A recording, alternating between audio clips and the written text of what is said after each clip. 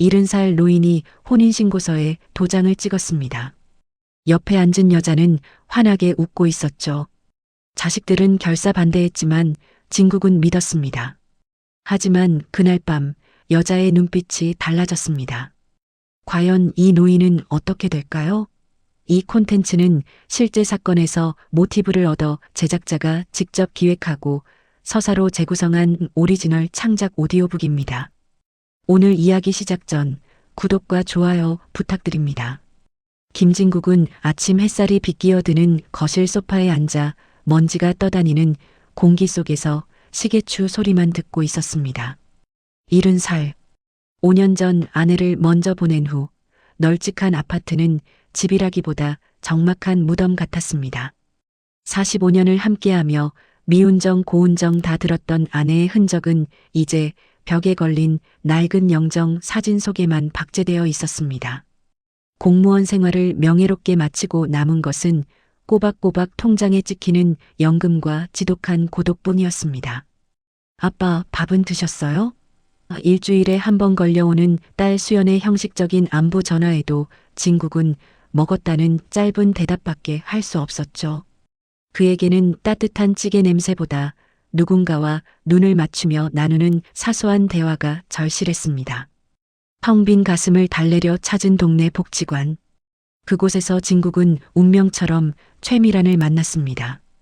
50대 중반의 단정한 옷차림, 햇살처럼 온화한 미소를 지으며 서예실에 나타난 그녀는 초보자라며 진국에게 수줍게 도움을 청했습니다.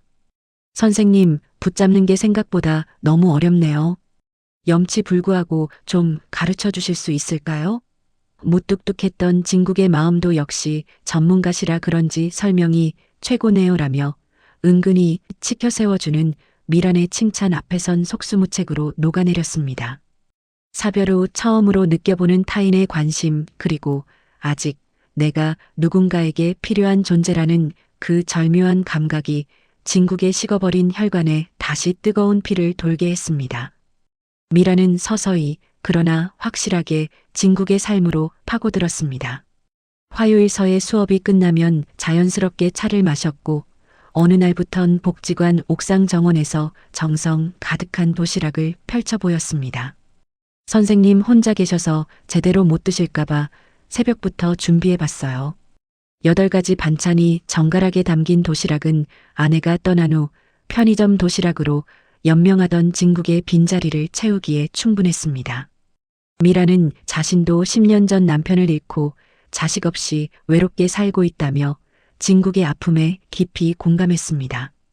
저도 밤마다 벽시계 소리가 너무 크게 들려서 잠을 못 자요. 그 눈빛은 너무나 순수해 보였고 스치듯 닿는 그녀의 손길은 세상 그 무엇보다 따뜻했습니다.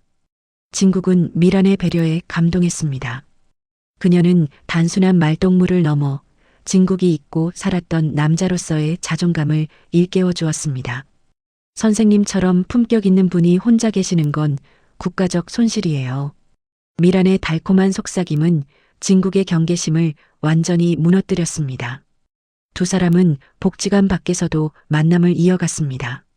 교회에 예쁜 카페를 가고 영화를 보며 진국은 마치 청년 시절로 돌아간 듯한 착각에 빠졌습니다. 미라는 결코 서두르지 않았습니다. 그저 진국의 곁에서 공기처럼 머물며 그가 자신에게 완전히 중독되기를 기다렸습니다. 석 달이 지났을 무렵 진국은 이미 미란 없는 삶을 상상할 수 없게 되었습니다. 미라는 수시로 그의 집에 들러 집안일을 돕고 냉장고를 신선한 식재료로 채우며 선생님, 이제 제가 있잖아요라며 그의 마른 손을 꼭 잡았습니다.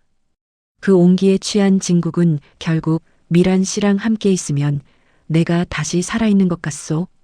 우리 정식으로 만나보지 않겠소? 라는 고백을 터뜨렸습니다. 70의 나이에 다시 찾아온 사랑은 청년의 그것보다 더 뜨겁고 절박했습니다. 미라는 기다렸다는 듯 눈물을 글썽이며 고개를 끄덕였고 두 사람의 관계는 급물살을 탔습니다. 진국은 미란을 위해 아낌없이 지갑을 열었습니다. 그녀에게 어울리는 예쁜 옷과 가방을 선물하고 좋은 식당에 데려갔습니다. 미라는 처음엔 이런 거 부담스러워요라며 거절하는 척했지만 진국이 권유하면 못 이기는 척 받아들이며 아이처럼 기뻐했습니다. 그 모습이 진국에게는 더없이 사랑스럽게 보였습니다. 그는 자신이 모아둔 예금과 매달 나오는 연금이 이 여인을 행복하게 해줄 수 있다면 그것으로 충분하다고 생각했습니다.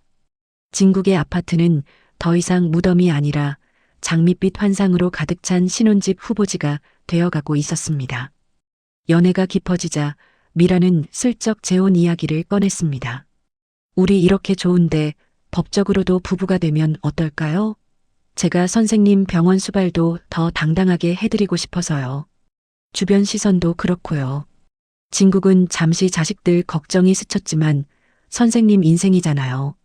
자식들이 선생님 외로움을 대신해 주나요? 라는 미란의 단호한 말에 큰 용기를 얻었습니다. 미란은 이제 매일 아침 진국의 아침상을 차리고 옷가지를 챙기며 마치 헌신적인 천사처럼 굴었습니다. 진국은 그녀를 만난 것이 신이 자신에게 내린 생의 마지막 축복이라 확신했습니다. 그는 자식들에게 말도 하지 않은 채 구청으로 달려가 혼인신고서를 작성했습니다. 서류 위에 자신의 인감을 꾹 누르는 순간 진국은 마치 잃어버린 인생의 반쪽을 되찾은 듯한 벅찬 감동을 느꼈습니다.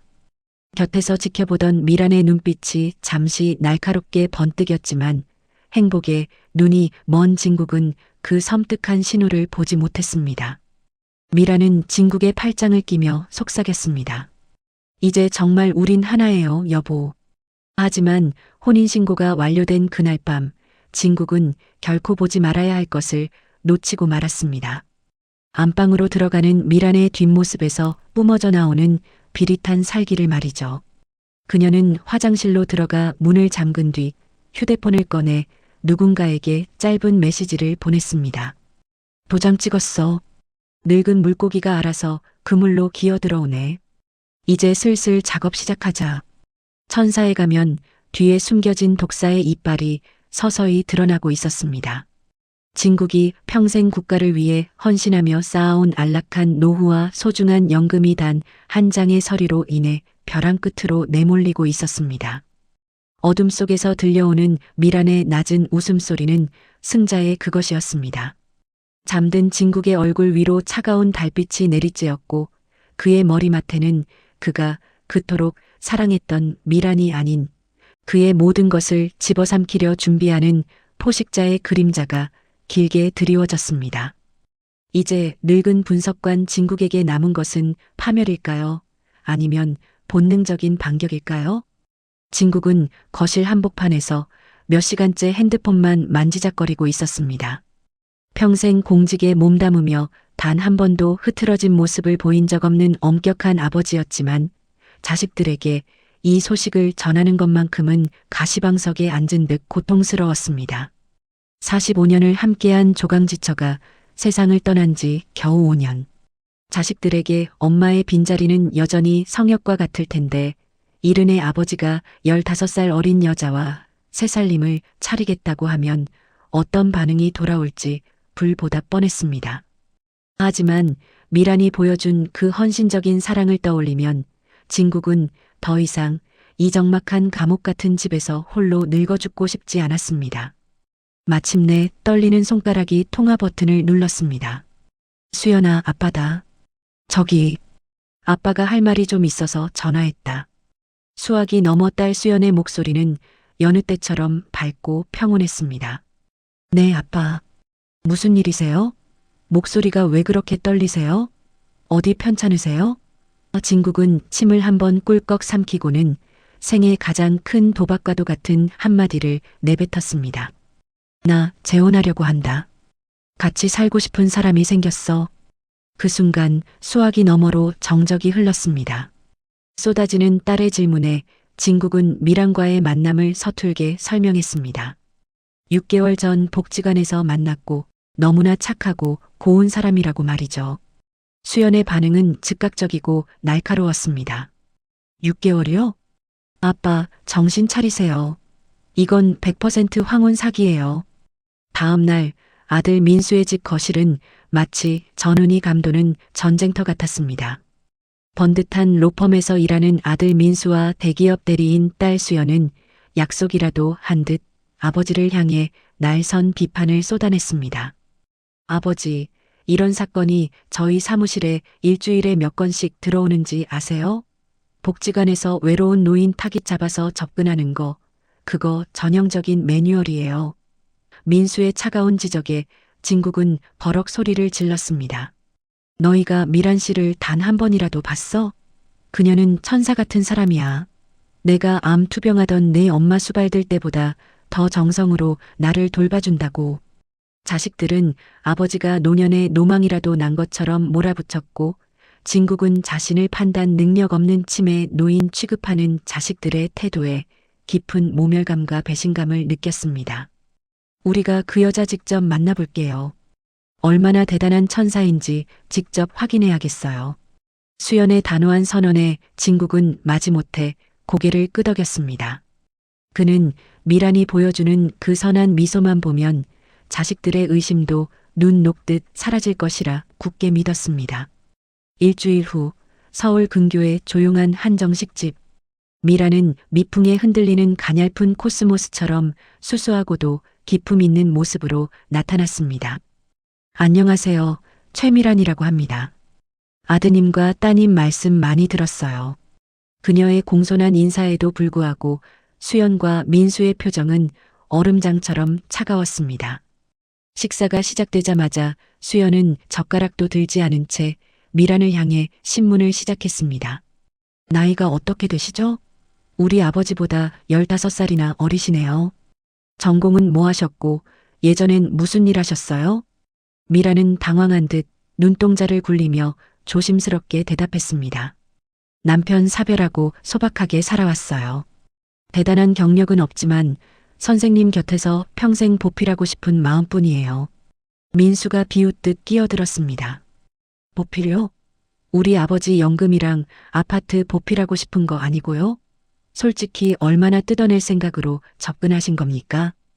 미란의 커다란 눈망울에 금세 눈물이 고였습니다. 저는 그저 선생님의 고독을 달래드리고 싶었을 뿐인데. 미란이 흐느끼기 시작하자 진국은 폭발했습니다. 당장 사과해. 내 아내가 될 사람한테 이 무슨 무례야. 식당을 박차고 나가는 자식들의 뒷모습을 보며 진국은 결심했습니다. 세상 모두가 자신을 손가락질하고 등을 돌려도 유일하게 자신의 편이 되어준 이 가련한 여인만은 자신이 지켜줘야 한다고 말이죠. 미라는 울면서도 끝까지 진국을 배려했습니다. 선생님, 자식들이랑 멀어지면 제가 너무 죄송해요. 그냥 제가 조용히 떠날게요. 그 가련한 뒷모습이 오히려 진국의 황소고집에 불을 지폈습니다. 아니, 내 인생이야. 너희가 보태준 거 하나 없는데 왜 참견이야. 진국은 그 길로 자식들의 번호를 수신 차단하고 미란과의 결혼을 강행하기로 했습니다.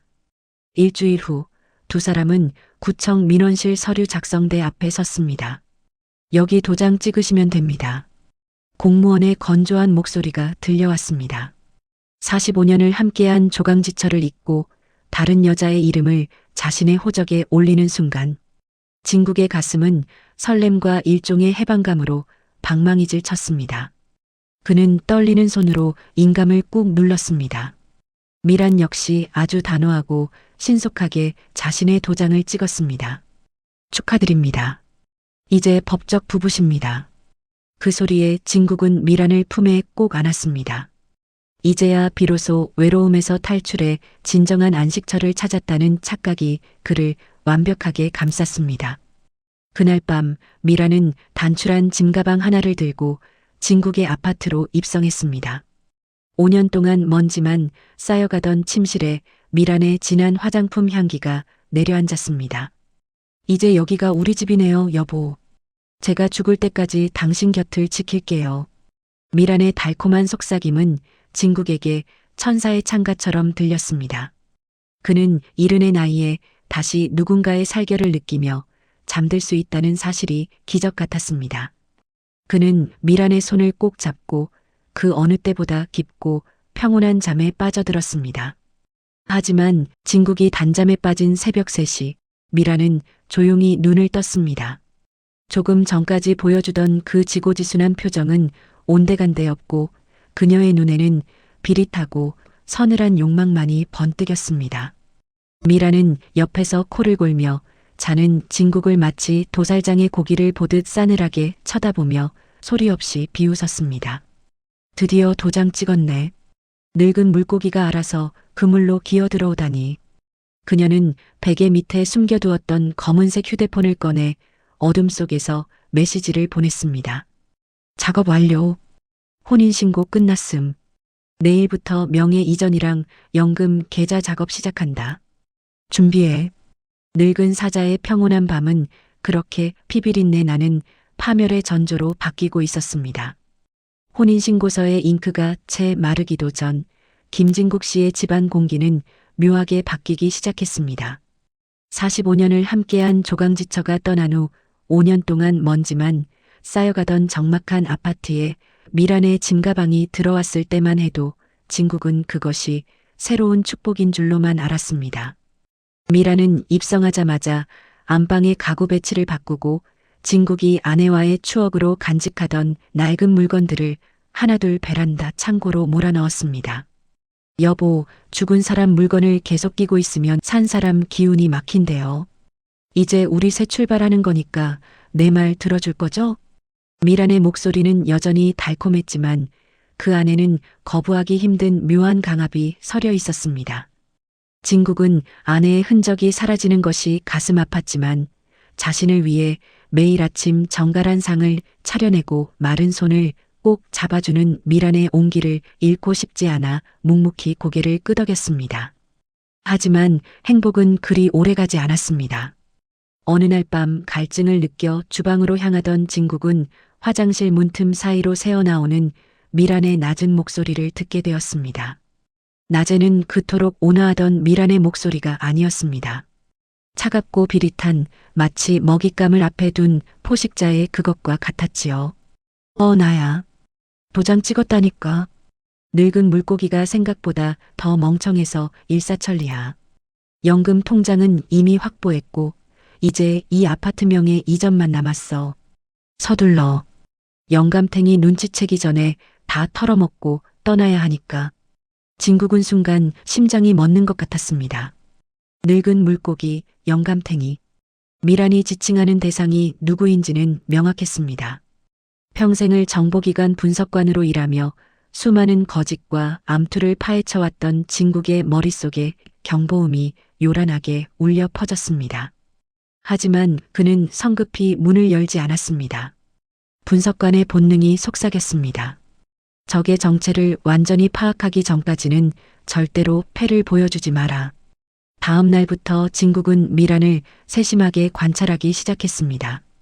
미란은 진국이 잠들었다고 생각하는 시간마다 거실로 나와 어딘가로 긴 통화를 하거나 진국의 서재를 뒤지며 등기권리증과 인감도장의 위치를 파악하려 들었습니다. 진국은 일부러 인감도장을 책상 첫 번째 서랍에 눈에 띄게 두었습니다. 미란이 그것을 발견하고 몰래 미소 짓는 모습을 거울 너머로 지켜보며 진국은 가슴속 깊은 곳에서 끓어오르는 배신감과 지독한 자기 혐오를 느꼈습니다. 70살의 재혼이라니. 내가 정말 외로움에 눈이 멀어 독사를 집안에 들였구나. 진국은 자식들이 결사반대하며 외쳤던 말들을 떠올렸습니다. 사기라고, 정신 차리라고 울부짖던 딸 수연의 얼굴이 주마등처럼 스쳐 지나갔습니다. 하지만 이제 와서 자식들에게 도움을 청할 수는 없었습니다. 제 손으로 인감을 찍고 가정을 버리다시피 하며 강행한 선택이었기에 이 결자의 진은 오로지 자신의 몫이었습니다. 진국은 오랫동안 연락을 끊고 지냈던 정보기관 시절의 후배 박 과장에게 조용히 전화를 걸었습니다. 박 과장, 나일세. 부탁이 하나 있네. 사람 하나만 좀 낱낱이 파헤쳐주게. 사소한 이력 하나까지 전부 다. 박 과장에게 넘긴 이름은 최미란. 진국은 이제 더 이상 사랑에 눈먼 노인이 아니었습니다. 그는 30년 전 어둠 속에서 적의 숨소리 하나로 정체를 밝혀내던 냉혹한 분석관으로 돌아와 있었습니다. 천사의 가면을 쓴 독사가 자신의 목줄을 조여오는 동안 진국 역시 독사의 머리를 내리칠 날카로운 작두를 갈기 시작했습니다. 미라는 아무것도 모른 채 진국에게 비타민이라며 알 수 없는 약을 권했습니다. 여보, 이거 요즘 비싼 건데 당신 건강 생각해서 샀어요. 꼭 드셔야 해요. 진국은 약을 받아 삼키는 척하며 혀 밑에 숨겼다가 화장실에 버렸습니다. 성분 분석을 하지 않아도 알 수 있었습니다. 사람의 판단력을 흐리게 하거나 잠에 깊이 빠지게 하는 약물일 확률이 높았습니다. 미란의 대담함은 극에 달했습니다. 그녀는 이제 진국의 퇴직연금 계좌 비밀번호를 대놓고 물어보기도 하고 생활비 명목으로 요구하는 액수를 점점 늘려갔습니다. 진국은 의도적으로 그래, 내 돈이 다 미란 씨 돈이지라며 순순히 돈을 내어주었습니다. 미란이 더 크게 방심하고 그녀의 배후 조직이 수면 위로 정체를 드러내기를 기다리는 고난도의 심리전이었습니다. 깊은 밤, 진국은 홀로 거실 소파에 앉아 어둠 속을 응시했습니다. 아내의 영정사진이 자신을 질타하는 것만 같았습니다. 하지만 진국의 눈빛은 이전의 고독한 노인의 것이 아니었습니다. 맹수를 사냥하기 위해 숨을 죽인 노련한 사자의 눈빛이었습니다. 미라는 안방에서 누군가와 즐겁게 통화하며 낄낄거리고 있었습니다. 응, 이제 다 됐어. 다음 주면 아파트명에 넘어오니까 그때 작업 마무리하자. 진국은 그 목소리를 녹음기에 담으며 나지막이 응조렸습니다. 미란 씨, 아니 최미란. 당신이 탐낸 것은 내 연금이겠지만 당신이 잃게 될 것은 당신의 남은 인생 전부가 될 것이오. 이제 늙은 분석관의 본격적인 반격이 서막을 올리고 있었습니다. 박 과장에게 연락을 취한 지 사흘째 되는 날, 진국은 보안이 철저한 암호화 메신저를 통해 한 통의 두꺼운 디지털 파일을 전달받았습니다. 파일의 제목은 그저 대상자 조사 보고서라는 무미건조한 이름이었지만 그 안에 담긴 내용은 진국의 이른 평생을 뒤흔들 만큼 가히 파괴적이었습니다. 보고서의 첫 페이지를 넘기자마자 나타난 사진은 진국의 심장을 얼어붙게 만들었습니다.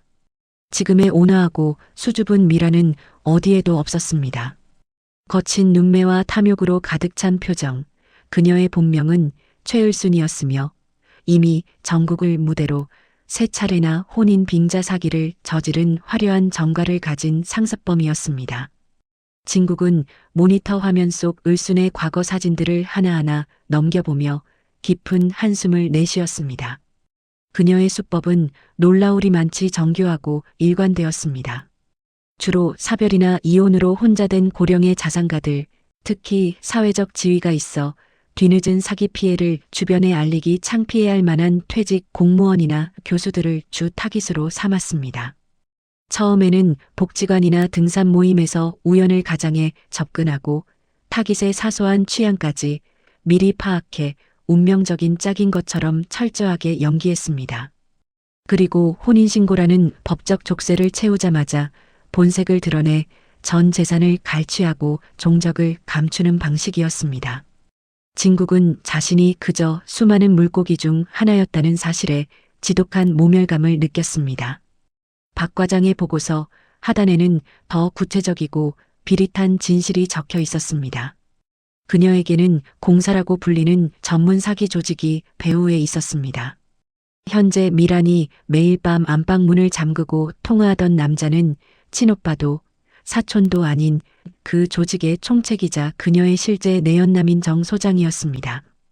그들은 이미 진국의 아파트 등기부등본을 확보했고 진국이 평생 국가를 위해 헌신하며 모은 퇴직연금 계좌의 잔액까지 대략적으로 파악하고 있었습니다. 그들에게 진국은 존경받는 노신사가 아니라 한 달 안에 털어먹고 버려야 할 유통기한 임박한 재물에 불과했습니다. 연금뿐만이 아니었군. 이 집, 그리고 내가 가진 작은 상가까지. 아예 내 인생 전체를 도려내려 했어. 진국은 허탈한 웃음을 지으며 거실 창밖의 회색빛 도심을 바라보았습니다. 평생 국가의 기밀을 다루고 적의 미세한 심리 변화를 꿰뚫어 보던 자신이 한낱 사기꾼의 얄팍한 연기에 속아 자식들과 등을 지고 조강지처와의 추억이 깃든 이 집을 더럽혔다는 사실이 뼈아프게 다가왔습니다. 5년 전 세상을 떠난 아내의 영정사진이 서재 책상 위에서 자신을 조용히 질타하는 것만 같았습니다. 당신 왜 이렇게 약해졌어? 라고 묻는 것 같아 진국은 고개를 들 수 없었습니다. 하지만 분석관의 차가운 이성은 슬픔에 매몰되는 것을 허락하지 않았습니다. 그는 이제 결단을 내려야 했습니다. 진국은 자식들 앞에 다시금 고개를 들 수 있는 아버지가 되기 위해, 그리고 무너진 자신의 존엄을 되찾기 위해 이들을 단순히 쫓아내는 것에 만족하지 않기로 했습니다. 그는 이 사기 조직의 뿌리까지 통째로 뽑아버린 치밀한 반격을 구상하기 시작했습니다. 진국은 박 과장에게 다시 전화를 걸어 낮은 목소리로 지시를 내렸습니다. 박 과장, 이제 내가 직접 움직이겠네. 저들이 내가 눈치챈 것을 전혀 모르게 해야 해. 장비 몇 개만 준비해주게. 오랜만에 현장 업무 좀 해야겠군. 진국은 서재 깊숙한 곳에 숨겨두었던 구형 분석 장비와 도청기를 꺼냈습니다. 그리고 집안 곳곳, 미란이 주로 머무는 주방과 화장실 입구에 눈에 띄지 않게 설치했습니다. 이것은 단순한 복수가 아니었습니다. 자신의 남은 인생을 지키기 위한 최후의 전쟁이었습니다. 진국은 미란이 자신에게 주던 비타민이라던 알약들도 하나도 버리지 않고 증거물 봉투에 담았습니다. 그것이 자신의 정신을 몽롱하게 만들던 불법 약물임을 이미 간파하고 있었습니다. 밤이 깊어지자 미란이 밖에서 돌아왔습니다. 그녀는 진국에게 어색하게 웃으며 다가왔습니다. 여보, 아직 안 잤어요? 몸도 안 좋은 분이 왜 거실에 나와 있어? 어서 들어가서 내가 준 영양제 먹고 쉬어요. 그녀의 목소리는 여전히 달콤했지만 진국의 귀에는 그 목소리가 뱀이 쉬쉬거리는 소리처럼 들렸습니다. 진국은 아무것도 모르는 척 어수룩한 노인의 표정을 지으며 고개를 끄덕였습니다. 그래, 미란 씨가 챙겨주니 내가 힘이 나네. 우리 미란 씨 없으면 내가 어떻게 살지 몰라. 진국의 능청스러운 연기에 미란은 흡족한 표정을 지었습니다. 그녀는 진국이 완전히 자신의 통제 아래 있다고 확신하는 듯 했습니다. 진국은 그녀의 등을 토닥이며 속으로 생각했습니다. 그래, 마음껏 비웃어라. 그 오만이 너를 지옥으로 이끄는 지름길이 될 테니. 진국은 이제 더 이상 고독에 몸부림치던 노인이 아니었습니다. 그는 30년 전 적진 한복판에서 적의 심장을 겨누던 냉혹한 사냥꾼으로 완전히 회귀해 있었습니다. 그날 밤 도청기를 통해 들려오는 미란의 대화는 가관이었습니다. 오빠 영감탱이 이제 완전히 맛이 갔어. 내가 주는 약 먹고는 정신을 못 차려. 내일쯤 상가명의 이전 이야기 꺼내면 바로 도장 찍을 것 같아. 이번 것만 마무리하면 우리 해외로 뜨는 거다. 미란의 비열한 웃음소리가 스피커를 통해 흘러나왔습니다. 진국은 어둠 속에서 주먹을 꽉 쥐었습니다. 손톱이 손바닥을 파고들어 피가 배어 나왔지만 통증조차 느껴지지 않았습니다. 진국은 노트북을 켜고 그녀와 조직원들의 동선을 파악했습니다. 박 과장이 보내준 실시간 위치 추적 데이터가 화면 위에 점으로 표시되었습니다. 정 소장이라는 자는 근처의 카페에서 미란의 신호를 기다리고 있었고 그 주변에는 가짜 법무사 노릇을 할 조직원들이 대기 중이었습니다. 진국은 그들의 모든 대화와 위치 정보를 기록하며 자신만의 체크메이트를 준비했습니다. 그는 자식들에게 미안한 마음을 담아 짧은 메모를 적었습니다. 만약의 사태를 대비한 것이었지만 그는 자신이 패배할 것이라 생각하지 않았습니다. 분석관의 사전에는 실패라는 단어는 없었기 때문입니다. 이른의 노인 김진국은 이제 가식의 껍데기를 하나씩 벗어던지고 있었습니다. 천사의 탈을 쓴 악기를 처단하기 위해 그는 스스로 가장 차갑고 날카로운 칼날이 되기로 결심했습니다. 다음 날 아침 진국은 거울 앞에 서서 머리를 단정하게 빗었습니다. 눈동자에는 전장의 안개 속에서도 길을 잃지 않는 명확한 의지가 담겨 있었습니다. 주방에서 아침 식사를 준비하는 미란의 뒷모습을 보며 진국은 나지막이 의졸였습니다. 최미란, 당신의 연극은 여기까지다. 이제 내가 준비한 무대로 올라올 시간이야. 늙은 사자의 본격적인 사냥이 시작되고 있었습니다. 아침 햇살이 창가에 부서지는 평화로운 일요일이었지만 진국의 집안은 숨막히는 긴장감이 감돌고 있었습니다. 미라는 오늘이 바로 진국의 명의로 된 상가를 처분하거나 명의를 이전받을 결전의 날이라고 확신하고 있었습니다. 그녀는 평소보다 더 정성을 다해 화장을 하고 진국에게 가장 값비싼 양복을 내밀었습니다. 여보, 오늘은 날씨도 좋은데 우리 드라이브도 하고 그 상가 세금 문제 상담받으러 법무사 사무실도 가기로 했잖아요. 기억하죠? 진국은 초점 없는 눈으로 창밖을 바라보며 멍한 표정을 지었습니다. 그래, 그랬던가. 요즘 자꾸 깜빡깜빡하네. 미란 씨가 가자면 가야지. 진국의 어수룩한 대답에 미란은 회심의 미소를 지었습니다. 그녀는 진국이 자신이 주는 약 때문에 인지 능력이 현저히 떨어졌다고 확신하고 있었습니다. 하지만 진국은 혀 밑에 숨겼다 뱉어낸 약들 덕분에 그 어느 때보다 정신이 맑았습니다. 사실 미란이 준 약들은 중추신경을 억제하는 강력한 진정제 계열이었습니다. 만약 이를 그대로 복용했다면 진국은 정말로 무력한 노인이 되었을 것입니다. 그는 지금 미란의 방심을 극대화하기 위해 생애 최고의 연기를 펼치고 있는 중이었습니다. 두 사람은 미란이 미리 섭외해둔 강남 외곽의 한 허름한 법무사 사무소로 향했습니다. 그곳은 겉보기엔 멀쩡했지만 사실은 사기 조직의 일원인 강태수가 법무사 대리인 행세를 하며 기다리고 있는 아지트였습니다. 차 안에서 미란은 끊임없이 진국에게 속삭였습니다. 여보, 이제 다 잘 될 거예요. 상가 명의만 내 쪽으로 돌려놓으면 자식들이 재산 때문에 당신 괴롭히는 일도 없을 거고 우리가 여생을 더 편안하게 보낼 수 있어요. 내 마음 알죠? 진국은 그녀의 손을 꼭 잡으며 고개를 끄덕였습니다. 알다마다. 미란 씨밖에 없어. 내 자식 놈들은 다 필요 없더라고. 진국의 목소리는 미세하게 떨리고 있었지만 그것은 감동 때문이 아니라 그녀의 가증스러운 뻔뻔함에 치미는 분노를 억누르기 위함이었습니다. 사무소에 도착하자 험상궂은 인상의 강태수가 인자한 척 연기하며 서류 뭉치를 내밀었습니다. 김진국 선생님 오시느라 고생 많으셨습니다. 여기 상가 증여 계약서와 위임장입니다. 인감도장 가져오셨죠? 진국은 떨리는 손으로 가방에서 인감도장 케이스를 꺼냈습니다. 미란의 눈이 탐욕으로 번뜩였습니다. 저 도장만 서류에 찍히면 수십억 대의 상가는 그녀의 것이 되고 진국은 길거리에 나앉게 될 것이었습니다. 진국은 서류를 꼼꼼히 읽어보는 척하며 시간을 끌었습니다. 어허, 글씨가 너무 작아서 잘 안 보이네. 미란 씨, 돋보기 좀 차에서 가져다 줄 수 있겠소? 눈이 침침해서 도장을 엉뚱한 데 찍을까봐 그래. 미란은 다 된 밥에 재 뿌리는 격이라 생각하며 짜증 섞인 표정을 숨기지 못한 채 서둘러 방을 나갔습니다. 방 안에 가짜 법무사 대리인인 강태수와 단둘이 남게 된 순간 진국의 눈빛이 순식간에 매섭게 변했습니다.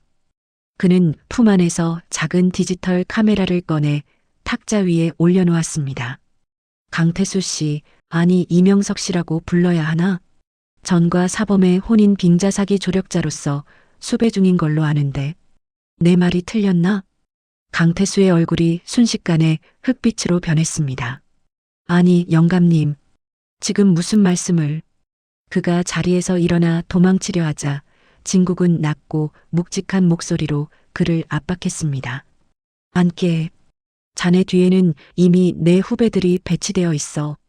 이 방 안의 모든 대화는 실시간으로 녹취되고 경찰청으로 전송되고 있네. 자네가 살 길은 하나뿐이야. 지금부터 내가 시키는 대로 하게. 그러면 단순 가담자로 참작될 수 있도록 내 선에서 힘써주지. 하지만 거절한다면 자네들의 여제까지 탈탈 털어서 평생 햇빛 구경 못하게 해줄 걸세. 진국의 위압적인 카리스마에 압도된 강태수는 사시나무 떨듯 떨며 주저앉았습니다. 진국은 미리 준비해온 가짜 서류와 바꿔치기 할 것을 명령했습니다. 그리고 미란이 돌아오기 직전 다시 어수룩한 노인의 표정으로 돌아갔습니다. 잠시 후 돋보기를 들고 허겁지겁 돌아온 미란은 방 안의 기류가 바뀐 것을 전혀 눈치채지 못했습니다. 여보, 여기 돋보기요. 자, 이제 얼른 찍으세요. 시간 없어요. 진국은 미란이 지켜보는 앞에서 서류에 도장을 꾹 눌렀습니다. 하지만 그것은 진짜 인감도장이 아니었습니다. 박 과장을 통해 특수 제작한, 육안으로는 구분할 수 없지만 찍히는 순간 미세하게 무효라는 무늬가 남는 정교한 가짜 도장이었습니다. 미라는 서류를 소중하게 품에 안으며 승리의 비명을 속으로 질렀습니다. 성공이야. 이제 이 영감탱이는 끝났고 내 세상이다. 집으로 돌아오는 길, 미라는 더 이상 진국을 배려하지 않았습니다. 차 안에서 대놓고 정 소장과 메신저를 주고받으며 낄낄거렸고 진국이 말을 걸어도 건성으로 대답했습니다. 아, 알았으니까 좀 조용히 해요.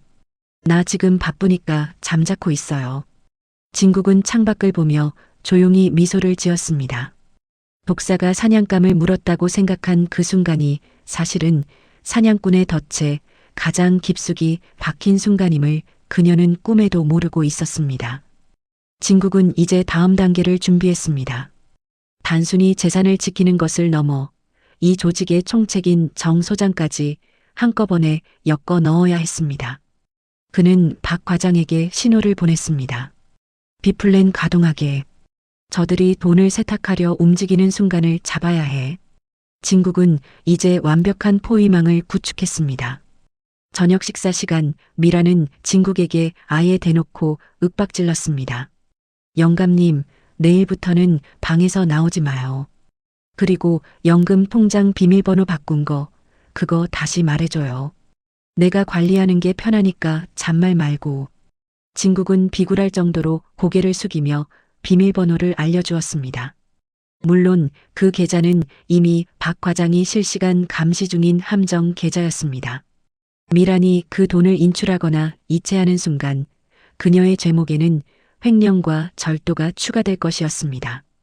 밤이 깊어지자 진국은 홀로 서재에 앉아 아내의 사진을 보며 조용히 다짐했습니다.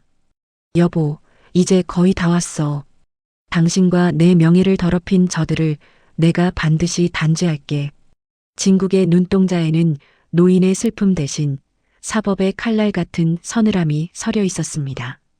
최후의 결전 전날 밤 진국의 집은 겉보기엔 평온했지만 수면 밑에서는 거대한 소용돌이가 휘몰아치고 있었습니다.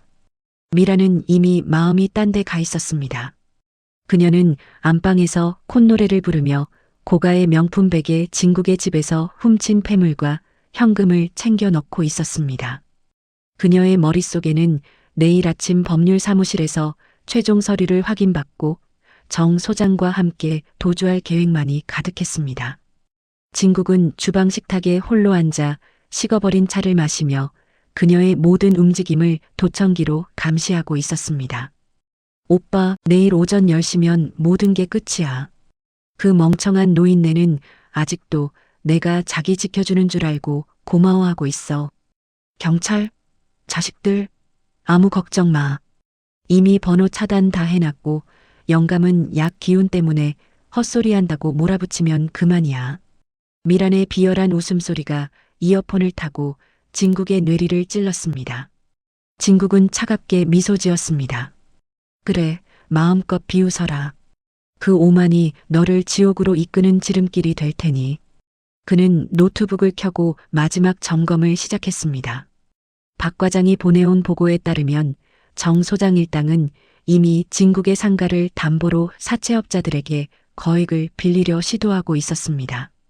그들이 돈을 인출하기 위해 은행에 접속하거나 현금 인출기로 향하는 순간 금융범죄수사대의 체포영장이 집행될 준비가 완료되었습니다. 진국은 이제 완벽한 덫의 마지막 조각을 맞추었습니다. 그는 일부러 미란이 들으라는 듯 거실에서 혼잣말을 중얼거렸습니다. 아이고, 내일은 상가 팔린 돈으로 우리 미란 씨 다이아 반지라도 하나 해줘야겠네. 내가 미란 씨 아니면 누굴 믿어. 안방에서 그 소리를 들은 미란은 입을 틀어막고 낄낄거리며 정 소장에게 문자를 보냈습니다. 대박. 노인네가 내일 보너스까지 준대. 완전 땡큐지. 하지만 진국은 그 시간 서재에서 후배 박 과장과 은밀하게 통화하고 있었습니다. 박 과장, 내일 오전 10시 강남 법률사무소야. 그곳은 내 친구가 운영하는 곳이니 보안은 걱정 말게. 미란이 정 소장을 그곳으로 불러내도록 유도했네. 그들이 한자리에 모이는 순간 모든 증거를 들이밀고 일망타진하게. 살인미수 혐의도 잊지 말고. 진국의 목소리는 얼음장처럼 차가웠고 지시사항은 한치의 오차도 없이 정교했습니다. 밤 12시가 넘자 미라는 진국의 방에 들어와 짐짓 걱정하는 척하며 막판 영양제를 내밀었습니다. 여보, 내일 큰일 치르려면 푹 자야 해요. 이거 먹고 일찍 자요. 진국은 그녀의 눈을 똑바로 바라보며 약을 받아 삼켰습니다. 물론 이번에도 그녀가 나간 뒤 뱉어낼 준비가 되어 있었습니다. 고마워요, 미란 씨. 당신 덕분에 내 노후가 아주 확실해질 것 같아. 진국의 뼈 있는 말에 미라는 그저 돈방석에 앉을 생각만 하며 행복한 미소를 지었습니다. 새벽 3시, 진국은 조용히 일어나 짐을 쌌습니다. 그는 이제 이 집을 떠날 준비를 마쳤습니다. 다음 장에서 마주할 그 법률사무소로 향하기 전 그는 아내의 영정 사진을 품에 안고 거실로 나왔습니다. 여보, 당신과 함께 살던 이 집을 다시는 더럽히지 않게 할게. 조금만 기다려. 진국은 5년 만에 처음으로 깊은 평온을 느꼈습니다. 그것은 단순한 복수의 쾌감이 아니라 가장으로서 그리고 국가를 위해 일했던 공직자로서의 존엄을 되찾은 자의 평화였습니다. 또한 진국은 자식들에게 보낼 진심 어린 편지를 썼습니다. 딸 수연이 울먹이며 전화했던 목소리가 자꾸 귓가에 맴돌았습니다. 아빠, 제발 정신 차리세요. 그때는 그 말이 그렇게 야속하고 화가 났었는데 이제야 그것이 자신을 향한 자식들의 처절한 사랑이었음을 깨달았습니다. 진국은 편지에 적었습니다. 얘들아, 아빠가 외로움에 눈이 멀어 너희의 진심을 외면했구나. 하지만 이제 다 바로잡으마. 다시 너희의 당당한 아버지가 되어 돌아가겠다. 아침 8시, 미라는 화려한 옷차림으로 진국을 재촉했습니다. 여보, 서둘러요. 법무사님이 기다리신대요. 진국은 부들부들 떠는 노인 연기를 하며 그녀의 팔짱을 꼈습니다. 어이쿠, 미란 씨. 내가 오늘따라 다리에 힘이 없네. 당신만 믿고 갈게. 미라는 그를 거의 끌다시피 하며 차에 태웠습니다. 그녀의 눈에는 이미 수십억의 돈다발이 어른거리고 있었습니다. 그녀가 운전하는 차 뒤로 검은색 승용차 세대가 거리를 두고 따라붙었습니다. 박 과장과 금융범죄수사대 형사들이었습니다. 미라는 백미러를 한 번도 보지 않았습니다. 그녀는 오로지 목적지인 법률사무소에 도착해 도장을 찍게 할 생각뿐이었습니다. 진국은 차창 밖으로 스쳐 지나가는 풍경을 보며 마지막으로 작전을 복기했습니다. 정 소장이 현장에 나타나게 할 것, 미란이 사기 혐의와 약물 투여 혐의를 자백하도록 유도할 것, 그리고 모든 과정을 경찰이 들이닥치기 전까지 평온하게 유지할 것. 사무소 건물 아래 도착하자 정 소장이 멀리서 손을 흔들며 다가왔습니다. 그는 미란의 사촌 오빠라고 진국을 속였던 자였죠. 아이고, 매부. 고생 많으셨습니다. 이제 다 해결됐으니 걱정 마십시오. 정 소장의 능글맞은 태도에 진국은 속으로 혀를 찼습니다. 세 사람이 사무소 엘리베이터에 올라탔을 때 진국은 미란의 어깨를 감싸쥐었습니다. 그것은 사랑의 표현이 아니라 도망가지 못하게 하는 포식자의 강한 움켜짐이었습니다. 엘리베이터 문이 열리고 그들 앞에는 이제 모든 진실이 밝혀질 그 운명의 사무실 문이 기다리고 있었습니다. 진국은 문손잡이를 잡으며 마지막으로 심호흡을 했습니다. 이제 70살 노인의 외로움은 끝났습니다. 대신 베테랑 분석관 김진국이 그곳에서 그들을 심판할 준비를 마친 채 서 있었습니다. 자, 들어갑시다. 우리의 미래를 결정지을 곳으로. 진국의 목소리에는 이제 떨림도 망설임도 없었습니다. 오직 적을 향한 서늘한 일격만이 남아있을 뿐이었습니다. 늙은 사자의 역습은 이제 완성 단계에 이르렀습니다. 일주일 후 진국은 강남의 한법률 사무실 소파에 앉아 있었습니다. 곁에 앉은 미라는 입술을 바르르 떨며 연신 시계를 확인했죠. 그녀의 눈은 이미 서류 가방 속 이혼 합의서에 고정되어 있었습니다. 이혼 서류 및 재산 분할 검토 완료했습니다. 변호사의 말이 떨어지기 무섭게 미란이 조급하게 물었습니다. 어떻게 됐어요? 지금 바로 도장 찍으면 끝나는 거죠? 그녀의 목소리엔 이제 숨길 수 없는 탐욕이 묻어났습니다. 진국은 천천히 펜을 들었습니다. 하지만 종이에 잉크가 닿기 직전 그는 펜을 멈추고 미란을 빤히 바라보았습니다. 그런데 미란 씨, 우리 땅 말이야. 시골에 있는 그 땅은 어떻게 됐소? 미란의 얼굴이 순간적으로 딱딱하게 굳었습니다. 땅요? 아, 그거 아직 안 팔렸어요. 요즘 경기가 안 좋아서 임자가 안 나타나네요. 뻔뻔한 거짓말이었습니다. 그녀는 이미 강태수 일당과 공모해 땅을 팔아치웠고 어제 날짜로 계약금 2억 원을 챙긴 상태였으니까요. 그래요? 그럼 이혼하는 마당에 그 땅은 다시 내 명의로 돌려주시오.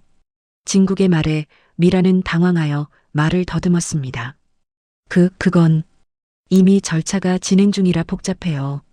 이때 옆에 있던 변호사가 서류 뭉치에서 등기부등본 한 장을 꺼내 테이블 중앙에 놓았습니다. 미란 씨, 거짓말은 곤란합니다. 여기 소유권 이전 내역이 있네요. 어제 날짜로 매매가 성립됐고 계약금 2억 원이 당신 계좌로 입금된 기록까지 확인되었습니다. 미라는 비명을 지르듯 소리쳤습니다.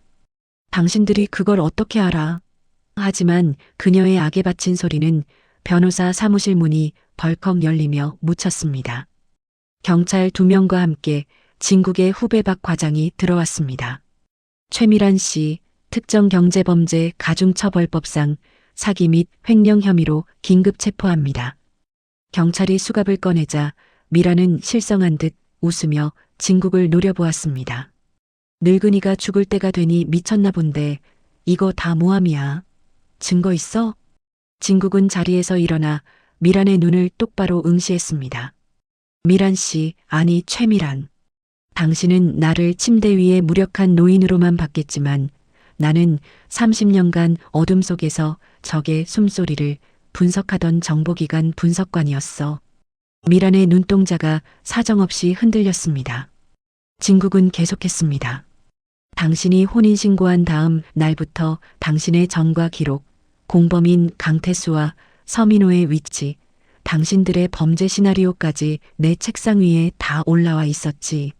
내가 당신에게 넘긴 그 땅, 사실은 그린벨트에 묶여 10원 한 장 못 받는 폐가 수준의 땅이야. 미란이 경악했습니다. 그럼 20억에 산다는 바이어는? 진국은 비릿한 미소를 지었습니다. 내 후배들이 연기한 가짜였지. 당신이 받은 계약금 2억 원? 그것도 내 비자금 계좌에서 나간 돈이야. 결국 당신은 내 돈을 잠시 빌려 수갑을 차는 데 쓴 셈이지. 진국이 서류 뭉치를 던지자 강태수와 주고받은 은밀한 통화 녹취록과 공모 증거들이 사방으로 흩어졌습니다. 명백한 함정이었습니다. 독사가 사냥감을 물었다고 생각한 순간 사실은 사냥꾼이 놓은 덫에 제 발로 걸어 들어간 것이었죠. 경찰에게 끌려나가는 미란의 통곡 소리가 복도 끝까지 울려 퍼졌습니다. 선생님, 제가 잘못했어요. 제발 용서해 주세요. 그러나 진국은 뒤도 돌아보지 않았습니다. 1시간 후 다른 장소에서 도주를 준비하던 강태수와 서민호도 박 과장의 지휘 아래 일망타진되었다는 연락이 왔습니다. 진국은 조용히 변호사 사무실을 나와 차에 올라탔습니다. 한 달간의 치밀한 연극이 끝난 후 찾아온 것은 후련함보다는 지독한 자기 혐오였습니다. 집으로 돌아온 진국은 불도 켜지 않은 채 아내의 사진 앞에 앉았습니다. 여보, 내가 정말 바보였어. 외로움이 사람을 이렇게 눈멀게 만들더군. 그는 참았던 눈물을 흘리며 아내에게 용서를 빌었습니다. 하지만 그는 이제 더 이상 흔들리지 않을 것입니다. 자신이 가진 무기가 누군가를 해치기 위해서가 아니라 자신의 남은 존엄을 지키기 위한 것이었음을 깨달았기 때문입니다. 창밖의 달빛은 이제 사나운 짐승의 눈빛이 아닌 폭풍우가 지난 후에 평온한 바다처럼 진국을 비추고 있었습니다. 다음 날 저녁 진국의 집 식탁은 오랜만에 온기로 가득 찼습니다. 소식을 듣고 달려온 아들 민수와 딸 수연이 아버지를 꼭 안아주었습니다. 아버지, 정말 죄송해요. 저희가 더 자주 찾아뵀어야 했는데. 수연의 눈물 섞인 사과에 진국은 자식들의 손을 잡았습니다. 아니다. 내 고집이 너희를 아프게 했어. 하지만 이제 다 끝났다. 진국은 아이들에게 자신의 진짜 과거, 즉 정보기관 분석관으로서의 삶을 처음으로 털어놓았습니다. 놀라움과 존경심이 교차하는 아이들의 눈빛을 보며 진국은 비로소 자신이 지켜낸 것이 단순히 돈이 아니라 가족의 식탁이었음을 실감했습니다. 한 달이 지났습니다. 최미란과 그녀의 배우 조직인 강태수, 서민호는 모두 구속 기소되어 법의 심판대 위에 섰습니다. 재판날 진국은 정장을 단정하게 차려입고 증인석에 올랐습니다. 방청석에 앉아 죄수복을 입은 채 자신을 원망스럽게 노려보는 미란의 시선이 느껴졌지만 진국의 눈빛은 흔들림 없이 차분했습니다. 피고인 최미란은 복지관에서 철저히 우연을 가장해 접근했습니다. 서의 수업 옆자리에 앉아 초보자인 척 도움을 청하며 외로운 노인의 마음을 파고들었죠. 진국의 증언이 이어질수록 법정안은 찬물을 끼얹은 듯 고요해졌습니다. 혼인신고 직후 본색을 드러냈습니다. 통장을 갈취하고 휴대폰을 감시하며 저를 무력화하려 했습니다. 하지만 저는 그들의 계획을 이미 간파하고 증거를 수집해왔습니다. 검사가 제시한 녹음 파일이 법정 스피커를 통해 흘러나왔습니다. 노인네는 완전히 속았어. 땅도 내 명이고 이제 팔기만 하면 돼. 미란의 비열한 목소리가 울려 퍼지자 방청석 여기저기서 야유와 분노가 터져나왔습니다. 마침내 재판장의 선고가 떨어졌습니다. 피고인 최미란 징역 7년, 총책 서민호 징역 8년, 강태수 징역 6년에 처한다. 법원 문을 나서자 기자들이 구름처럼 몰려들었습니다. 전직 정보요원이셨다는데 사실인가요? 피해 노인들에게 한 말씀 부탁드립니다. 쏟아지는 질문 세례 속에 진국은 잠시 멈춰섰습니다. 외로움은 죄가 아니지만 그 외로움을 이용하는 것은 명백한 죄입니다. 혼자 앓지 말고 주변에 도움을 청하십시오. 포기하지 않으면 길은 반드시 있습니다. 짧은 인터뷰를 마친 진국은 자신을 기다리던 자식들의 차에 몸을 실었습니다. 이제야 비로소 무거운 짐을 내려놓은 기분이었습니다. 집으로 돌아오자 손주들이 현관까지 달려나와 진국을 안았습니다. 할아버지, 텔레비전 나왔어요. 우리 할아버지 완전 멋쟁이. 아이들의 해맑은 웃음소리가 5년 동안 적막했던 집안을 환하게 채웠습니다. 저녁 식탁에는 민수와 수연이 정성껏 준비한 음식들이 가득했습니다. 아버지, 정말 죄송해요. 저희가 더 자주 찾아뵀어야 했는데. 자식들의 진심 어린 사과에 진국은 가슴 한구석에 남아있던 마지막 앙금마저 씻겨 내려가는 것을 느꼈습니다. 식사가 끝나고 가족들이 돌아간 뒤 진국은 홀로 서재로 향했습니다. 그는 오랫동안 잡지 않았던 붓을 꺼내 먹을 갈았습니다. 하얀 화선지 위에 검은 먹물이 스며들며 글자가 만들어졌습니다. 자유, 억눌렸던 공포와 배신감, 그리고 지독했던 외로움으로부터 마침내 벗어났음을 선언하는 글귀였습니다. 하지만 글씨를 써내려가는 진국의 손끝이 미세하게 떨렸습니다. 악당들을 응징하고 재산을 지켰지만 죽은 아내에 대한 미안함과 자신의 어리석음에 대한 자괴감은 여전히 가슴 한구석에 무겁게 남아 있었습니다. 진국은 서재 한쪽에 놓인 아내의 영정 사진을 한참 동안 바라보았습니다. 여보, 나 정말 바보 같았지? 외로움에 눈이 멀어 당신과 함께 가꾼 이 집을 지옥으로 만들 뻔했어. 그는 붓을 내려놓고 아내의 사진 앞에서 한참을 소리 없이 울었습니다.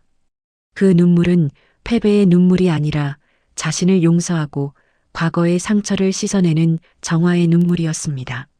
한바탕 울고 난 진국의 눈빛은 이전보다 훨씬 맑고 깊어졌습니다. 그는 이제야 비로소 타인의 온기에 구걸하지 않고 홀로 서는 법을 깨달았습니다. 진국은 베란다 창문을 열고 밤 공기를 마셨습니다. 차가운 겨울이 가고 어느덧 가지 끝에는 연두빛 새싹이 고개를 내밀고 있었습니다. 여보, 나 이제 정말 괜찮아. 자식들 잘 챙기면서 재미있게 살다 갈게. 하늘에 있는 아내에게 약속하며 진국은 다시 붓을 들었습니다. 이번에 써내려간 글자는 신생이었습니다. 70살의 노신사는 이제 고독을 즐길 줄 아는 강인한 사자가 되어 있었습니다.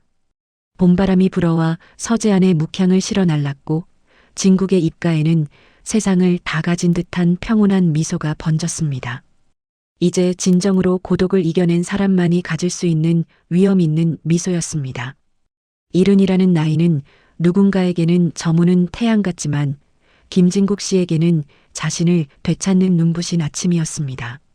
외로움이라는 가장 인간적인 약점을 파고든 독사들의 공격 속에서 그는 자신의 지혜와 용기로 가정을 지키고 악당들을 응징했습니다. 진정한 자유는 타인에게 기대는 것이 아니라 스스로를 믿고 일어서는 힘에서 나옵니다. 여러분도 혹시 지금 외로움에 흔들리고 계신가요? 김진국 씨처럼 스스로의 힘을 믿으십시오. 인생의 진짜 시작은 바로 지금부터입니다.